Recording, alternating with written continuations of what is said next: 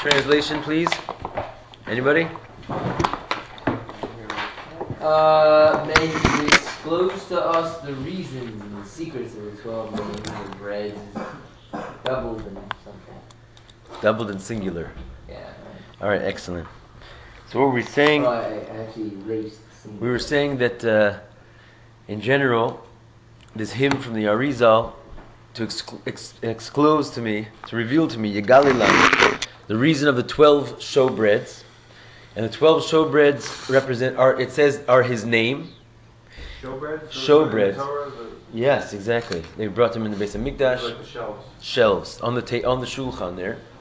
What's the secret of them? So what's the secret of them? They are his name, right? Chayei Sara Dinur as bishmei. They are his name. Why is the HaShem's name 12 breads? What does that have to do with anything? Because there's 12 different ways of writing. Combinations Of his the name? letters. Yeah. You'd give okay, you put it in different ways, 12 ways. Okay, so Yud Kei Vav Kei, you could put the letters in 12 different combinations. And there's another thing we said a little bit deeper. I think you were hinting to it. Also about 12 in Yud Kei Vav Kei. Similar idea, but just slightly different. There's 12 different ways of spelling it, exactly. If you have different miluim. Spelling what? Spelling the name Yud Kei Vav Kei, because it's not always spelled the same. Meaning it's always... Shaddai? No. Baruch Shem Kavod Malchus Elam V'ed. But no, like the actual Yud, we said it's spelled Yud Vav Daled, right? But the Hey and the Vav and the Hey after it, there's three different ways to spell those to spell the word Hey. To actually spell out. So you can spell Hey, like for example, Hey, Hey Aleph, right. Hey Aleph, Hey Yud. Oh, so the word Addo, Right. that word. Yud Kei Vav Kei. Yeah. The letter is Yud. When you spell, you see what I say? Yud is one letter, or You Yud could spell it spells Jehovah. That's where they No. No, I'm serious. That's Keep that's him where out they of get this. from now. Hold on a second. No, stop for a second. Work with me. The letter Yud alone, right? When you say Y or A, B, C, D, E in English, there's only one consonant that you say. But in Hebrew, every time you say a letter, you're saying a few consonants, like Aleph. Oh, yeah. Like there's an Aleph, a Lamed, and a Pei. Yud has a Dalet at the end, right? Yud. Right? So when you spell the actual letter, that's what we're talking about. You spell the letter Yud. It's spelled Yud Vav Daled. You get that? Mm-hmm. You see what I'm saying? And that equals the gematria of 20 instead of 10. Yud is 10, but Yud Vav Daled is 20.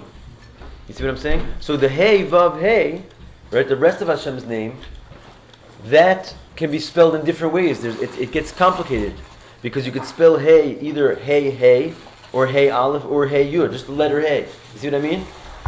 So if you get all those combinations going at their maximum in Hashem's name, you wind up with 12 combinations of how to spell Hashem's name, and therefore 12 different gematrias of the name, because when you add up all the numbers, it comes out to different gematrias. We spoke about 4. It's the special 4, which is, who remembers what they are? 4 different gematrias of his name. Av, Sag, Ma, and Ban. Wouldn't it make sense that there's only one way to spell Hey, so therefore the meaning of it would...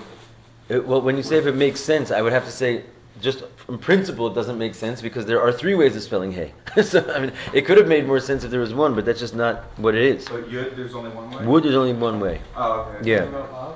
Vav, there's 2 ways. It could be. No, there's 3 ways. I think it could be Vav Yud Vav.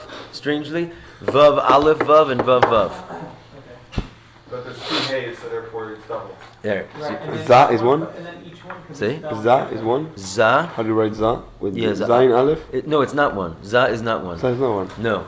It's Av, Sag, Ma, and Ban. Sag. So what does Av, Sag, Ma, and Ban represent? Sag with Zayin? They're With numbers. Sub, Av is 72. Sag is 63. It's just like a word way of saying the number. Why those numbers? Because when you add up Yud Kei Vav Kei, let's say for example, when you put Yuds in everywhere where there needs to be a Yud, so you wind up with 72. So that being said, we said that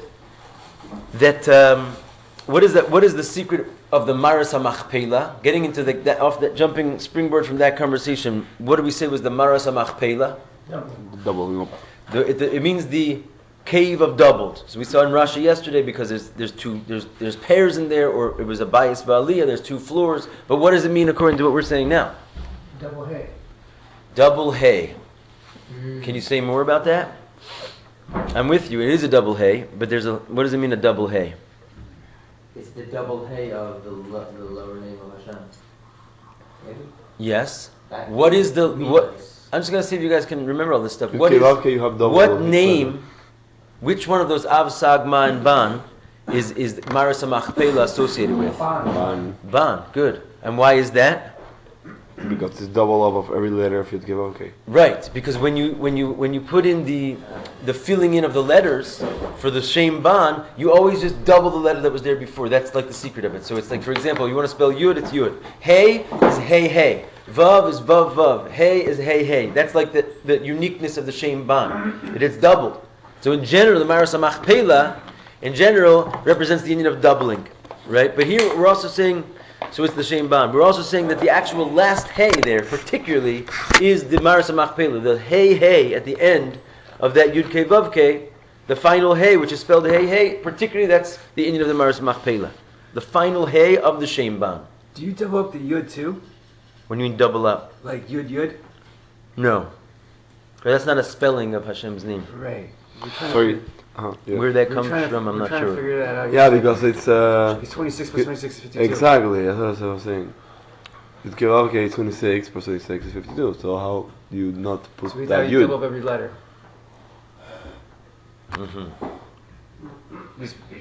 Not we. We. No, it's I interesting. was actually like, I don't Wait. understand. Rabbi Kasha said no. No, it's not. The Indian is for sure like what we're saying. Yeah. We did the math yesterday, if you Right, recall. right. But that's also interesting, and I'm sure there's something to be said about that. Yeah. All right. So anyway, going on. Why is these 12 breads, which is basically Hashem's name? In short, what did we just say? That the number 12 breaks down to the totality of Hashem's name. Why is it called bread? Why is it associated with these breads? Why does Hashem sort of link his bread to his name to these 12 breads? So we started talking about eating, and we're saying the Indian of eating during the weekday is that you're elevating the food from level to level.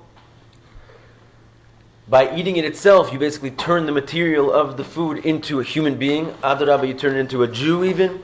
And then it starts praying to God. So that's an elevation of the matter into something godly. Yeah. In the written Torah, when it talks about the 12 breads, Yeah. does it make it clear why Hashem is telling Moses 12 breads? Does he say, oh, because of my name? No. It's Kabbalah. That's deep. Yeah. Is it Kabbalah or oral Torah? It's the same. Kabbalah is part of the oral Torah. Now, It's pretty cool. it comes right here at the Svat Vort, the Arizal. Yeah. Yeah. So anyway, then we said that Shabbos eating is slightly different than that. Right? So we said, before we get off of the weekday, we said there's basically three rulers of the body. There's the liver, the heart, and the mind. And the liver is the first one. They're called Shlitin Baguf. They're the masters of the body. The liver first takes basically the food and derives the blood that can be used for the body and sort of separates it's the first cleaning process of the blood. Takes it from like the coarseness of taking it out of the food, and it sends it to the heart and the mind. The heart then basically becomes already emotional. It becomes like another breed of elevation. It's not just from Gashmi, it's from like a food form to a blood form, but it's now become like your human emotions.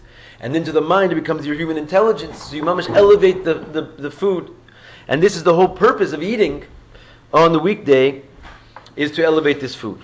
We said the kavod is the most important. Well, I mean, they all have their place, but it certainly is it's the first, right? Wow. It does the job to make it all possible.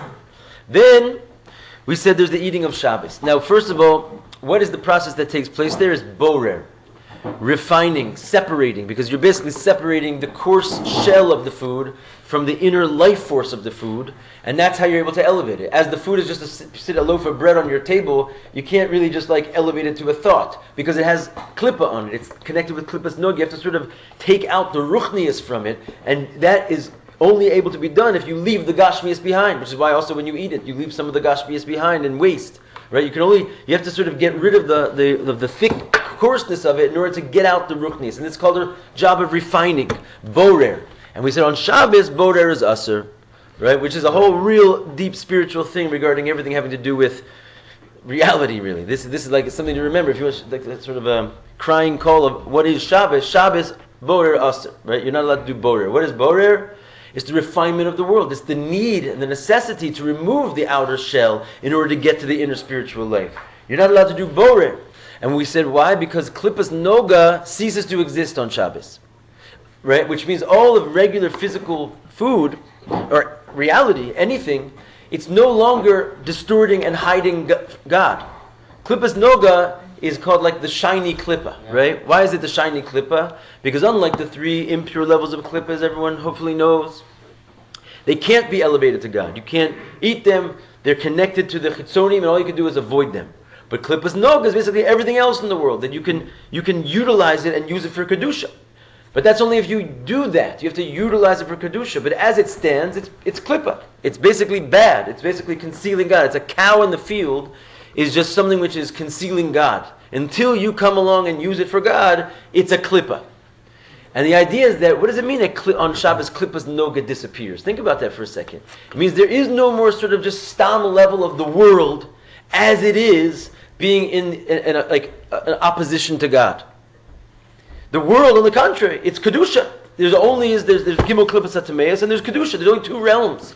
And why is that? We said because the aliyah of Shabbos, the last thing we said when the class was over, when the class was ending, was what's the Indian of Shabbos? Hashem stops creating the world with his speech, Right. and he starts creating it with his thought. Yeah. And we said that's why a person is not allowed to do malachas. He's not allowed to speak about doing malachas. And therefore his thought is basically what's running the show. Because Hashem also rests from deed and rests from speech. And he creates the world with thought. So that's why the world is being created with a different entity. It doesn't descend into the level of klippas noga. Klippas noga is what happens when the world exits godliness. Like speech. Hashem creates the world with speech, and he puts everything into klippas noga because it comes out of Hashem, so to speak. It has that experience of the tzimtzum. If he's creating the world with thought, there's not that feeling even within the creation itself that it exits God. And we're mamish in Shabbos. It's a whole other dimension of reality. So, the eating also is completely different. The eating is there's no longer a need to refine. You don't have to take off the harsh klippas and get to the ruchnias. It's all ruchnias.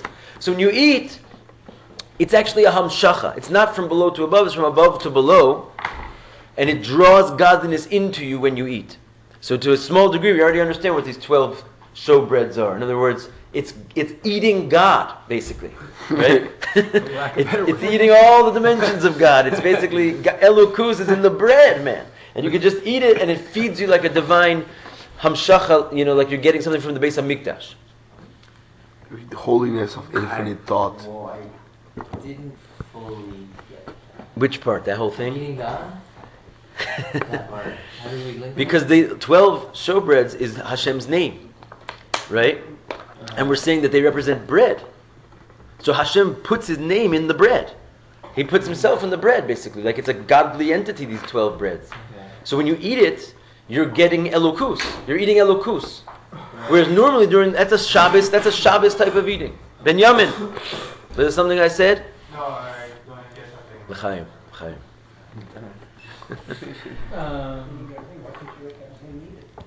You understand, Levi? So normally you're not eating God. Normally you have to get the food out of the way of the godliness in it.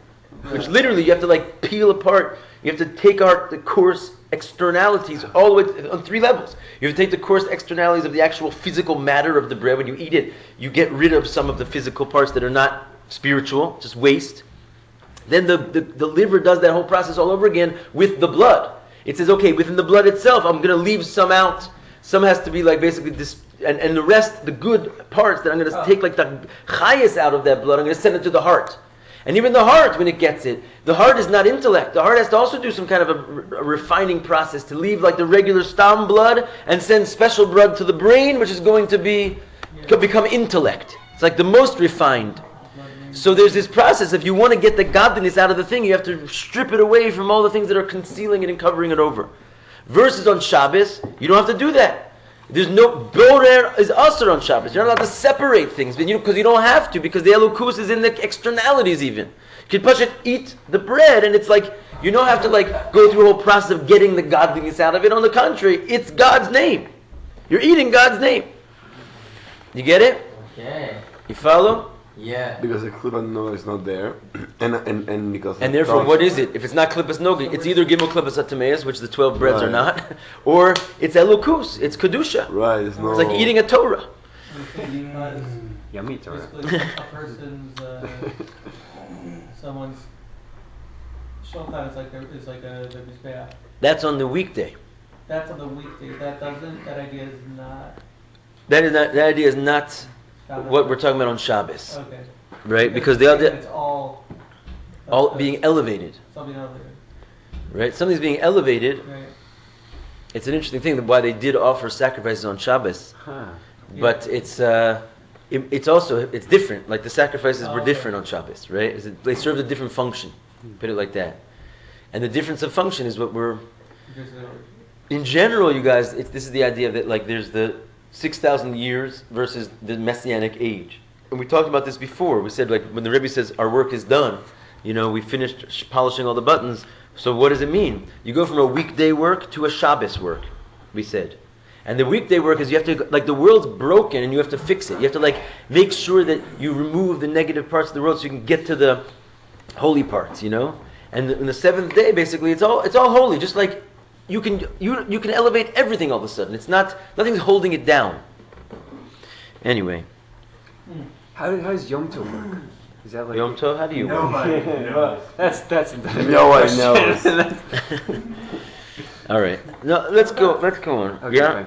But the you man, it says by that Sure, Yom Tov nobody does work. had it. There's no waste. It was all. Yom Tov works in mysterious ways.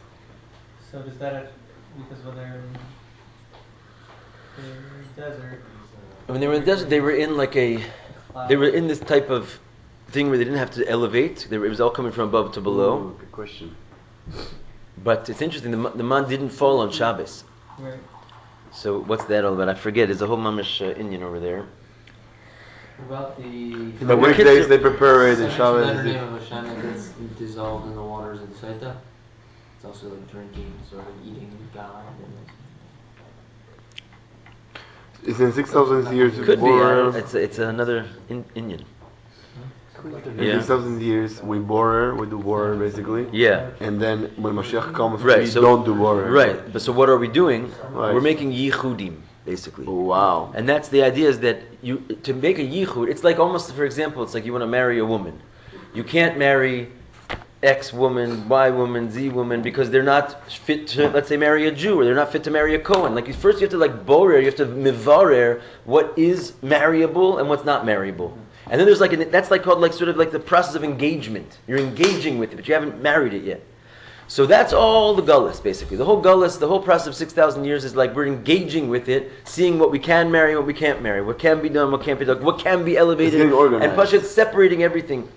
And then the seventh year is the marriage. In other words, which means you become one with it. You're not just readying the world to become one with God. The world marries God. It's going to be like this kind of unbelievable experience. We taste a little bit of it every Shabbos, which is what we're saying. There's no more need to sort of get the food ready or the world ready. You could just eat it all and in delight, even. You know what I mean? Because it's all good. Eat it all. It's in delight. Okay, so that's the difference between our work. And Bastama, we started that work now already. We're already, the Rebbe sort of ushered us into this place where it's a different type of voda that we have to do now. Ashrei, no. Chaim. All right, let's go inside. Mashiach now. So, we're going to get to going weiter. You all right? That's good stuff. It is good stuff, Baruch Hashem. God bless you. All right. וגם מוחו נעשה חזק לסבול מגדולת השם, וזהו עניין בירור שמן המייכל נעשה אדם. Okay. So we'll take it from the period about 8 or 9 lines down. There's 2 books here that are not being used, by the way. Anyone want a book? Or copies, yeah. Because it's good to have a book. All right, so right there, that period, the line starts Naisa Adam, and we'll take it from that period. Ach kol zeh, all that we discussed will be Mosachol. It's in the weekdays. Al b'Shabbos boder aser. As we said, Shabbos, you're not allowed to do this refinement process. Ella ha'achilah yoser el yona. The eating is higher. The bechinas hamshacha milamayla. It's not anymore elevation of the things from below. It's a drawing forth from above. V'karas l'Shabbos oneg, as it says, you will call Shabbos oneg. Shabbos is called a delight, which means you basically receive from the food. That's another way of looking at it. We're not allowed to really receive from the food during the weekday. What does it mean, receive from the food? If you receive from the food, the food is like your master, right? And you're lower than it because it's giving you something.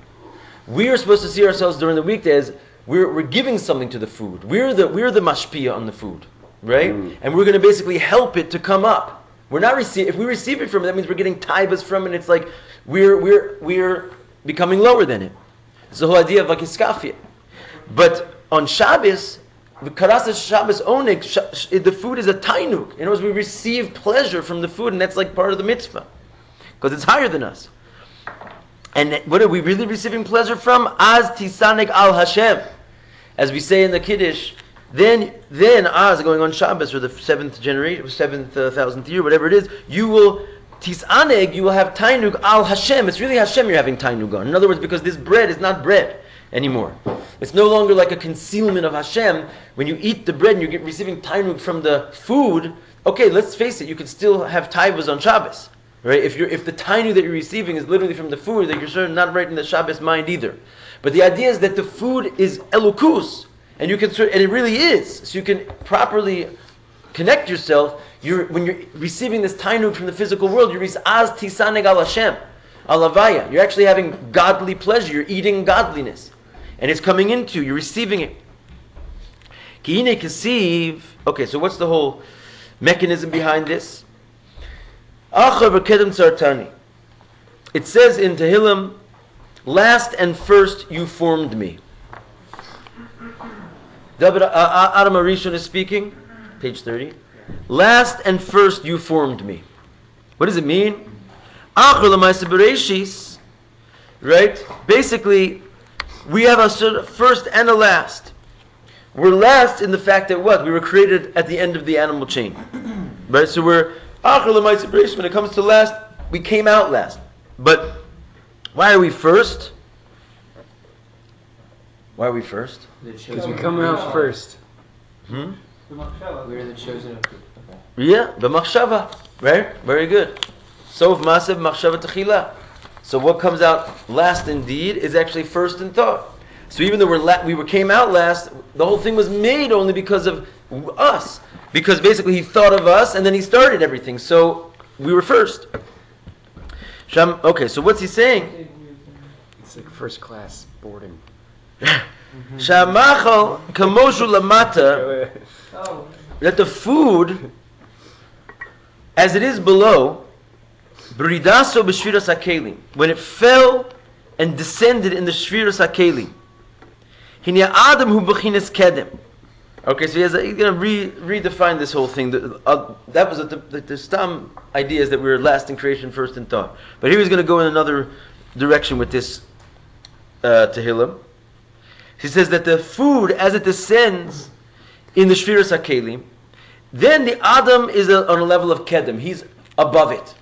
Right? What does it mean? What does it mean the food descends in the Shviras HaKelim? That when they broke and they got separated. The sparks. The kelim sparks of broken. And sparks of where? Toe. Sparks of toe shattered. Okay? And what happened? They fell and they created what? Cows. Cows. Yeah. Chaim. Chaim. So we talked about this before, but basically, the whole idea of the shattering of the vessel means that, so to speak, there's no more vessel, right? The vessel is the aspect of divinity which makes everything be one, right? If you could put it into a vessel, you sort of surrounded any would-be thoughts of real plurality because you've got it all together in the oneness. That's called the vessel. So the vessel shatters, you're in big trouble basically because that means the oneness of God is no longer there, it's no longer visible. And that's what happened. It really happened because these lights were so powerful they couldn't be contained in a vessel of one. In other words, something has to become finite if you're going to put it inside of a vessel. It has to give in a little bit and say, okay, I'll stop here. But if something is completely infinite, It doesn't know from being in a vessel. It's not because God's oneness is not in there somewhere, but it's too great to sort of be contained in something that looks like one. And so therefore it shattered, so to speak, the would-be vessel Hashem was trying to make for it above, and it came down here, and it remained with its sort of off-guided, misguided perspective that there's no oneness. And it created cows. And it created everything that you see in the physical world, and that's what this is, right? It looks like, but it's mamish tohu lights that are in my hand. And they're all over the place, and there's no semblance of unity to them. That's the whole thing. They maintain looking exactly like their source. And therefore, when they fall, Adam is higher than them. What does that mean? What's Adam? A borer man. A what? He puts everything together. Where does Adam come from? Tikkun. Tikkun, right? Yeah. Adam is is what in gematria? Ma. Where's Ma on this whole? I'm going to get with it for a second, guys. We're going right into the brain center of this thing. We're doing so well with this, with the words. Hold on a second. Don't get lost in the words. Oh, okay. What is Adam's gematria 45? Okay. Shema. Shema. Nice. Why is Adam connected with the Shema? First of all, where does the Shema fall? What part of the tree of life is the Shema associated with? Ephraim. You getting all this? Okay, this is what we started in the beginning of the class, talking about these different four-leveled names, right? We said there's Av, Sag, Ma, and Ban. We're now saying that each one of them refers to one part of the tree of life. Where is Ma? Is it in the Chesed? Is it on the right side? Remember we said, Levi, yesterday, that Yud K Vav K corresponds to the 10 spheros. Right? We talk about this all the time. Because we say Chochma is Yud, Bina is Hey, Bina.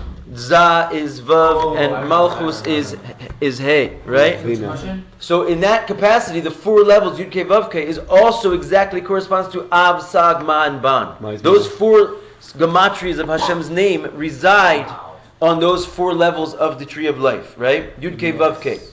In that case, Ma, which is gematria Adam, where does it come from? Bina. Not Das, not Bina. Not Bina. Come on, guys. Tiferet? I mean the one in the middle? What's that? Hold on. Somebody, yeah. Is Av, Sag, Ma, Hakma. Ban. Gvura.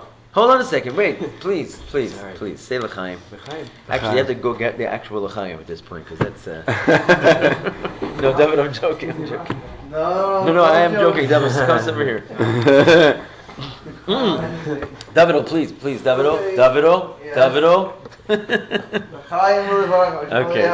Okay. You guys, you don't know how far Davido will go. That's why I had to rope him in right there.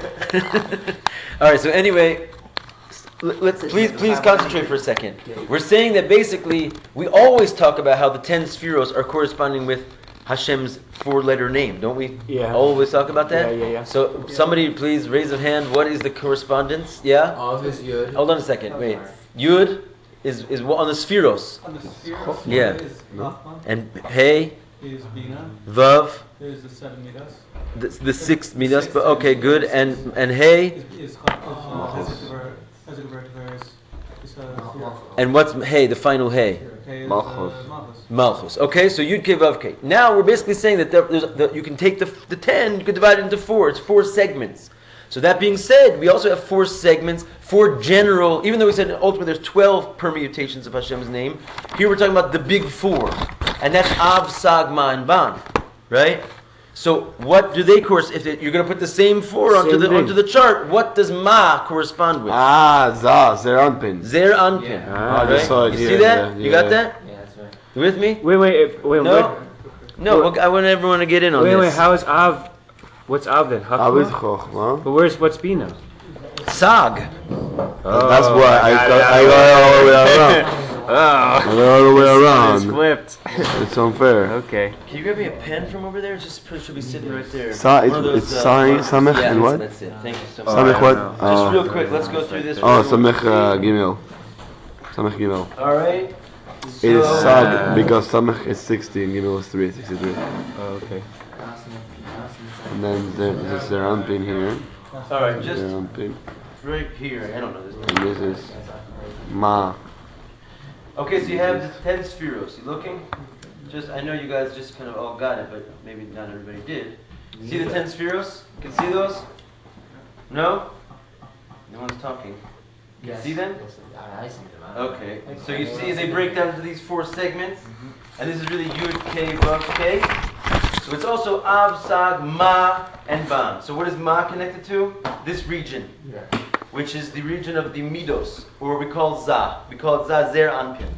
Now, why is it significant? That's called by the name Adam, right? Because it equals Gematria, Ma. Let's go through that again. If you spell Yud, K, Vav, K, and you spell out each letter, and in this particular region, each letter will have an aleph. Wherever you can put an aleph, you put an aleph. That means Hey is Hey Aleph. Vav is Vav Aleph Vav. And Hey is Hey Aleph. Do the math. 45. Okay? So it comes out to the gematria of Ma. You spell 45 in Hebrew Ma. Ma happens to be the exact gematria of the word Adam. What's the connection of Adam being connected with Za? And that's where we just left off in the Maimon. So regarding the Maimon, what we're saying is like this. When everything falls in the Shviras HaKelim, the lights of Tohu become broken and disconnected and fall to the bottom. So Adam, however, therefore is called Kedem. He comes before them. He's above them in this scenario. We said Adam is Achor V'Kedem Tzartani. Adam is called first and last. Where is he called first? So forget what we said sort of al pi pshat regarding his creation. Where is he called first spiritually? When he's above the world and he's able to fix the world because the world has fallen below him. And that represents this level. Right here. So if this is the man who's standing above the world, where in this level is the world? Yeah. This is the world, right? The broken world must be here because Adam is above him. Where then is, so to speak, the source of the world, which was above Adam when it started and then it fell? You could say Chochmah or Bina, but we're going to say Bina because it's directly above him. This is called Sag. Why isn't Chochmah there? And that's why. Well, Chochmah is even above that. That's the point. That's but why the immediate source above Adam is basically this sphere right here, this Sag. And what happened was this Sag is basically Tohu. This Sag represents, actually the word Sag, this is also brought in Hasidus, the word Sag means mighty in Aramaic. Right? So the idea is that it's like the mighty spheres of Tohu that shattered. But they didn't, right? So here you have Tohu, then it shatters, it falls out down here into, what's this called? Malchut. What's that name? Ban. Ban. What's the gematria of Ban? 53. Which 52, Two, which equals right. what? What is another Okay, word? okay, twice. What is it? Okay, but what is another word? No, now I get it. By the way, I just figured out why. What is another word that equals 52 in gematria, which is like Adam but slightly different and lower than him? Behema. It's getting pretty good, right? It's perfect, right? So this down here is called the Behema, because when Sag, the mighty spheres of Tohu, shatter and they fall down below, we said, what do they become? They become the stam, the world. It's not connected with God. It's a Behema, literally the gematria of Behema. So these two things are the same. When they're in their state above Atzilus, they're still like wild and crazy, basically. There's still something that doesn't make sense, but they're sort of before the shattering. So it's just like the infinite world of Tohu. So when it falls and that expresses itself down below, it becomes a world which you can't see the unity of God. It becomes a Behema. And in that capacity, Adam is above it. But when it comes to Tohu, where's Adam? He's below it. So when it says that Adam is above, is first and last in creation, it means he's first regarding the creation down here, but last regarding the creation up here. Oh. Regarding Tohu, Adam, which is Tikkun or Ma, is last. Regarding Malchus or the world or Ban, the animal, Adam is first. Wow. You follow that? So the weekday, that's why we're pulled down by the world, because it's below us? In the weekday, we're pulling up the world. Let's talk Right, about the positive. Right? okay. In the weekday, we're master of the animal. In the weekday, we're master of the animal. Right, So we're we're pulling up. riding the animal. We're making the animal stop being an animal. You come with me. You will be directed and dictated by the man. Now, it's kind of a gutsy claim because animals are stronger than men. Yeah. But no, we have the power. We're sent on this earth to subdue the animals. We're going to subdue the animals, right? And that's the idea. We're taking this food, and you won't get the best of me. I'm going to take the godly chayes out of you, and I'm going to leave the rest on the floor. You're not going to rule me. I'm going to pleasure from you. I'm not going to receive anything from you. I'm going to dominate over you. And that's because you have fallen in a tohu cracking, and you do not show the unity of God. And when I eat you, you will show the unity of God. I'm above you.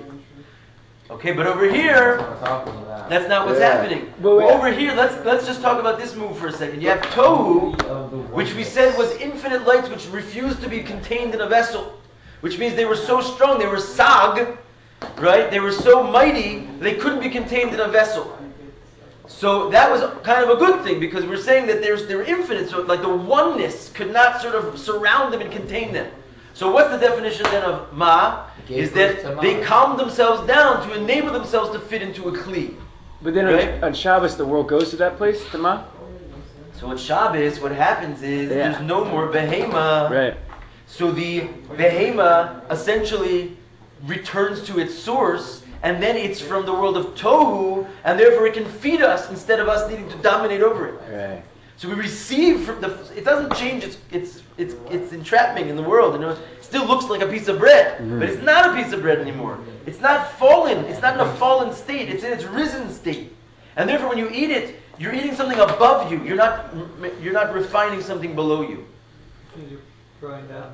You're drawing down instead of picking up. You get it? It's not much involved. Wow, that's awesome. So that's why women, like, when they make bread, they separate like a piece and stuff. Oh. They separate something there. I like that. Yeah. Also animals. Wait, how separate? My mom tells me that sometimes. I didn't get That's it. why Now I you get it. can't, like, Well, how cat. does the separating? What's that? They separate like a I piece didn't hear of you. bread, Animals are and they muksa. burn it and stuff.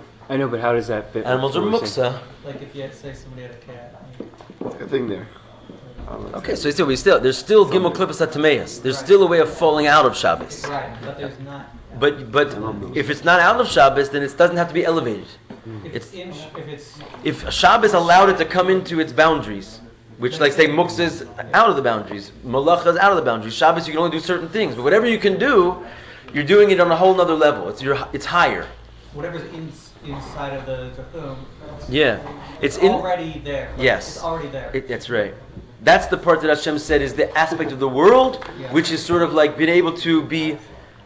It's almost like Noah's Ark. Remember we said Shabbos, Noach is Shabbos? Wow, I just put this together, but it's very true. Like, in other words, the whole broken world obviously does not get fixed because Shabbos happens, right? Because we're not in the Geula state yet, right? In other words, you can't say that every single element of the world has sort of gone into its pre-fallen state because the Geula is not here yet. That's the sign of the Geula. There's no more fallen objects. So what is there? There's like a collection of everything that we've prepared during the week and brought into the Shabbos boat, right? Which is basically like two of every animal. Sort of, it's like your Shabbos food, whatever you're able to get into the boat. Because everything that you don't get to the boat's in the store. You can't get it on Shabbos. You can't make it on Shabbos. You left it to drown in the flood, right? But whatever you're able to put on the boat, that aspect of the world you're able to elevate. You see what I'm saying there? Because what does it mean? You elevate. The food, whatever's in the boat, changes to like its geula status, where it's not in its broken state anymore. It's in its tohu, like above state. I wonder why Noah brought the shade onto the teva. What? Because they can be elevated. They can be used for Hashem. There you go. What? They read the what? Og was outside the boat. He's like the clipper that sort of, wants to hang on. Trying to hang. He's not Well, all demons are bad. He's hanging on to the wall. Well, it's interesting though, huh? So the idea of the Techum Shabbos is it means two things. There's the physical Techum and there's the temporal Techum. It says like something, when it comes to muksa, if you make something Shabbos dik, like before Ben Hashmashos, right? So then Shabbos acquires it and it becomes permissible on Shabbos. Like you want to take like a rock, let's say, and you say, I'm going to use this as a paperweight, I'm going to mamash sign my name on it. It's a special rock, it's not a muksa rock, and you designate it like that before Ben Hashmashos. So by the time Ben Hashmashos comes in and Shabbos comes in, Shabbos acquires it. You take it into the temporal, so to speak, tchum of Shabbos. Holy rock. So that's the thing. Like how much a yid does during the week is how much he's able to elevate his world around him. You know, you bring everything, So you all have your to make actions your Shabbos, into like, your great. Shabbos self, all your thoughts, speech, and actions that you have during the week. They're like in your Shabbos. You can elevate them. So if a baby's born at Shabbos, does it make it any different? It is considered to be an awesome thing. Is that your kid?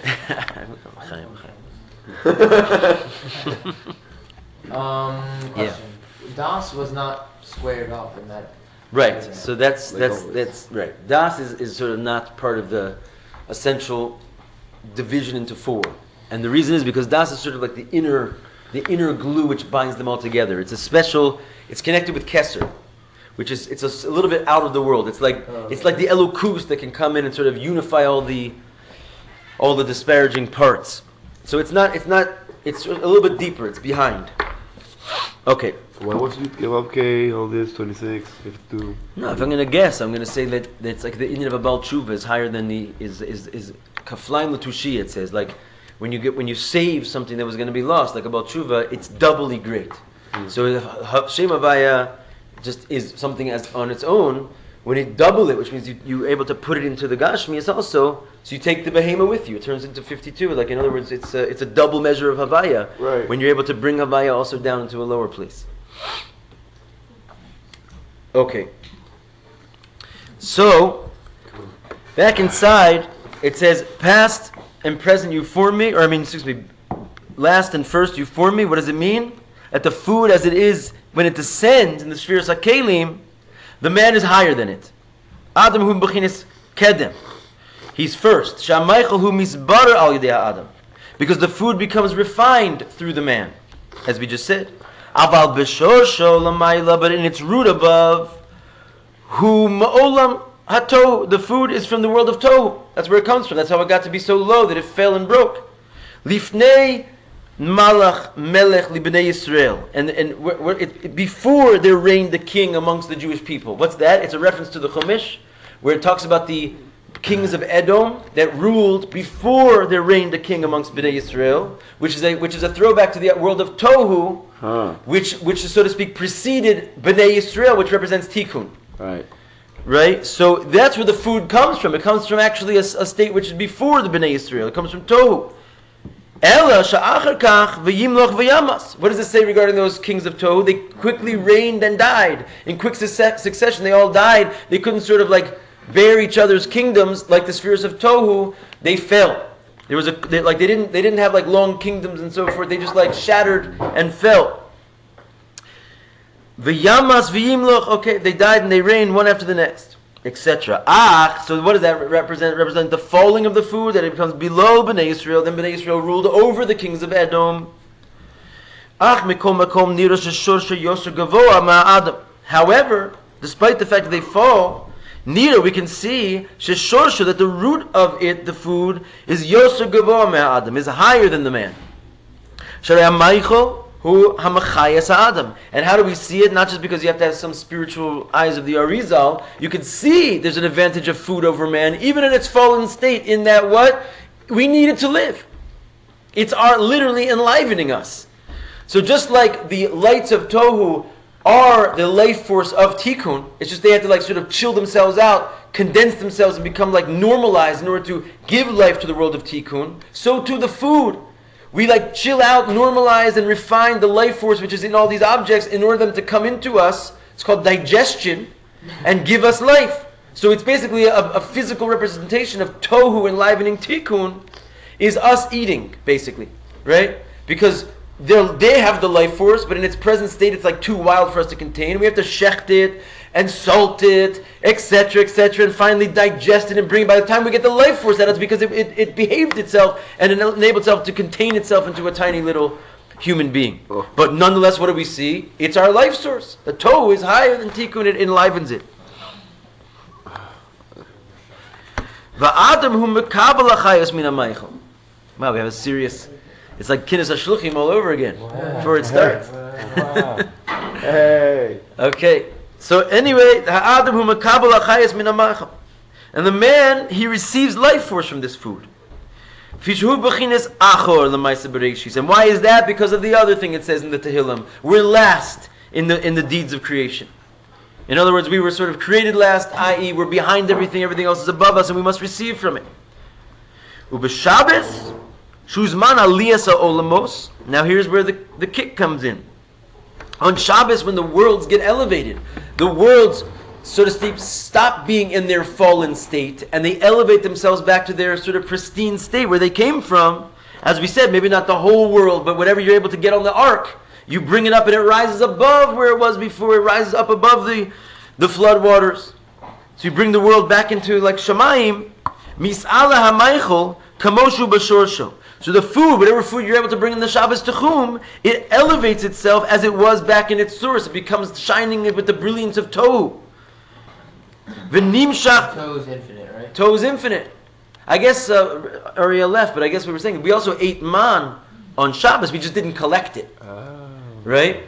So the idea is because it's the same idea. It doesn't digest. There's no digestion. Not only do we eat man on Shabbos, there's a big Indian of remembering the man on Shabbos. The two breads, right? Which is also those two breads are for sure connected with the show breads.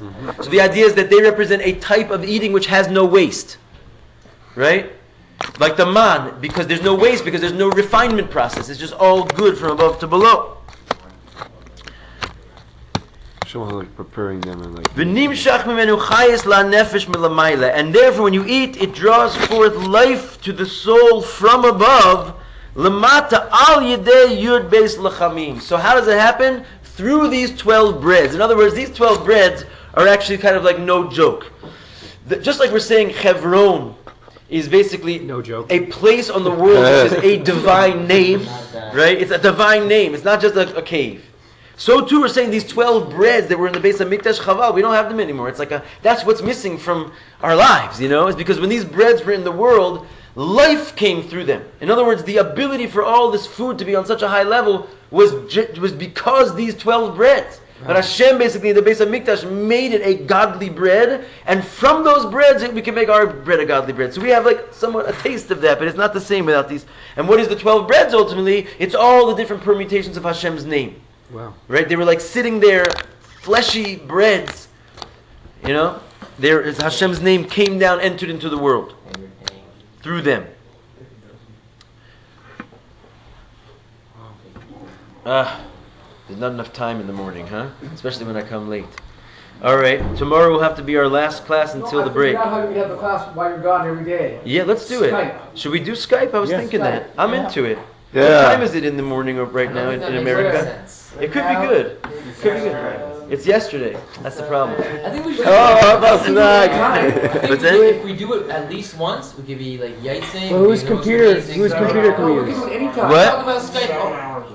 At 7:30. What time is it? 12:30 in the morning. listen, I'm game. At your time. You'll be up anyway. No way. Listen, maybe people make $1 million deals over the internet these days. I mean, we could totally do this.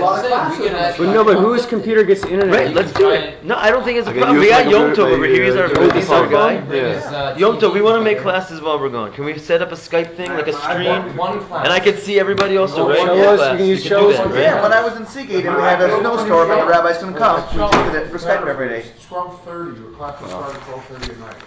Great. Yeah. Great, we'll be good. Are we on? Yeah. All right, Chevra. Thursday. Wait. Hi, Sarah. See, Sarah lives beyond the grave. Okay, your class is Friday morning. You need a couple of days to rest and get there. No. We're going to go right in. Chas v'chalila. See if we You can have do to it. set up. You have to we have to be like sync with the times. Do you have a Skype? Cinco de times? Is it like the fifth of times? Do you have a Skype? Yeah, I Yeah. do. Peace parsnip. Cinco de times. What is that? Yeah.